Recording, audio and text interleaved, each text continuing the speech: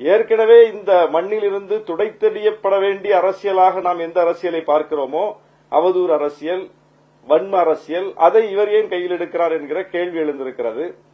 அவர் நாகப்பட்டினம் குறித்து வைத்த அத்தனை கேள்விகளுக்கும் நம்மிடம் பதில் இருக்கிறது. ஏற்கனவே அரசு அதை தெளிவுபடுத்தி இருக்கிறது. கடந்த 4.5 ஆண்டு காலத்தில் நாகப்பட்டினத்தினுடைய பல்வேறு கோரிக்கைகள் நிறைவேற்றப்பட்டிருக்கின்றன.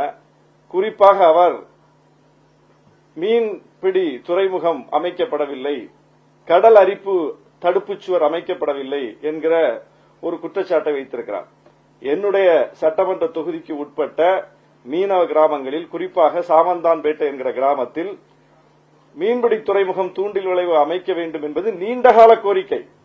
அந்த நீண்டகால கோரிக்கையை இந்த ஆட்சி காலத்தில் தான் நிறைவேற்றி ஐஐடியில் இருந்து ஆய்வுக்குழு எல்லாம் வந்து அதை ஆய்வு செய்து பார்த்து இங்கே அமைக்கலாம் என்று அவர்கள் பரிந்துரைத்து அதற்கு நிதி ஒதுக்கீடு செய்து கிட்டத்தட்ட 32 கோடியில் அந்த திட்டம் நிறைவேறக்கூடிய அளவுக்கு அந்த கோரிக்கை ஏற்கப்பட்டிருக்கிறது.